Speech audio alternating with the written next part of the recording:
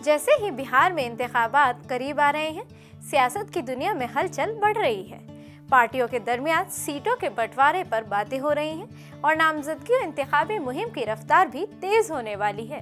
لیکن اس شور شرابے کے بیچ ہمیں ایک لمحے کے لیے ماضی کی طرف بھی دیکھنا چاہیے، ان لوگوں کی طرف جنہوں نے بہار کی سیاست، تعلیم اور سماجی ترقی میں اپنی چھاپ چھوڑی ہے، جنہوں نے اس سرزمین کو نئی شناخت دی، جن کی جدوجہد، تعلیم، قربانی اور جرت آج بھی روشنی کا مینار ہے۔ انہی میں سے ایک تھی انیس فاطمہ، بہار کی پہلی خاتون ایم پی، پہلی مسلم خاتون سیاستداں، ایک بہادر مجاہد آزادی، سماجی مسئلے اور تعلیم یافتہ استاد، جنہیں دنیا لیڈی امام کے نام سے جانتی ہے۔ آئیے اس ویڈیو میں آپ کو ان کے بارے میں تفصیل سے بتاتے ہیں۔ آداب، میں ہوں آپ کے ساتھ آمنہ فاروق اور آپ دیکھ رہے ہیں واز دی وائس۔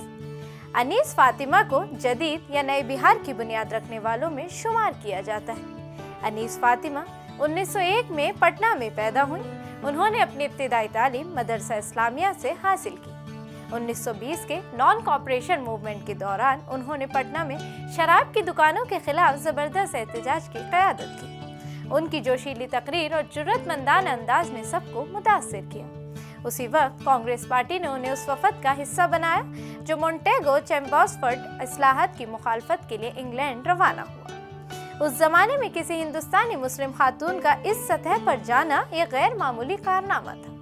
1930 میں مہاتما گاندھی کے سول ڈس اوبیڈینس موومنٹ تحریک کے دوران انیس فاطمہ نے گوری داس کے ساتھ مل کر 3000 خواتین کے جلوس کی قیادت کی۔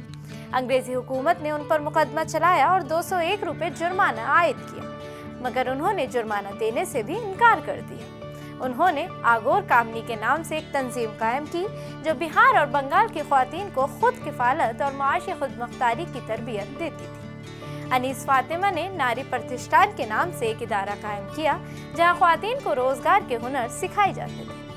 وہ کھادی اور سودیشی تحریک سے گہرا تعلق رکھتی تھی۔ انہوں نے اپنے خاندان کے ساتھ مل کر غیر ملکی اشیاء کا بائیکاٹ کیا اور ہندوستانی مصنوعات کو اپنایا۔ آپ کو بتا دیں کہ 1937 میں انیس فاطمہ نے آزاد امیدوار کی حیثیت سے الیکشن لڑا اور شاندار کامیابی حاصل کی۔ اس جیت کے ساتھ وہ بہار کی پہلی خاتون اور پہلی مسلم خاتون ممبر آف پارلیمنٹ بن گئیں۔ وہ انجمن ترقی اردو کی سرگرم رکن تھیں اور انہوں نے بہار میں اردو کو دوسری سرکاری زبان کا درجہ دلانے کے لیے اہم کردار ادا کیا۔ آزادی کے بعد بھی وہ تعلیم کے فروغ میں پیش رہیں اور خدا بخش اورینٹل پبلک لائبریری سے وابستہ رہیں۔ ان کا نکاح مشہور قانون داں سر سید علی امام سے ہوا تھا۔ سر سید علی امام کی وفات کے بعد انیس فاطمہ نے اپنی زندگی عوامی خدمت کے لیے وقف کر دی۔ پٹنہ میں آج بھی ایک علاقہ انیس آباد کے نام سے موجود ہے جو ان کی قربانیوں اور کارناموں کی زندہ علامت ہے۔ 1979 میں انیس فاطمہ کا انتقال ہوا، مگر وہ بہار کی تاریخ میں ہمیشہ خواتین کے عزم اور تعلیم کی پہچان بن کر زندہ رہیں۔ انیس فاطمہ صرف ایک خاتون نہیں تھی، وہ ایک عہد کی علامت تھی، ایک ایسا ہے جس نے عورت کو سماجی، تعلیمی اور سیاسی بندھنوں سے آزاد کیا۔ بہار کی تاریخ میں جب بھی خواتین کے حوصلے، علم اور آزادی کی بات ہوگی، لیڈی امام انیس فاطمہ کا نام سنہرے حروفوں میں یاد کیا جائے۔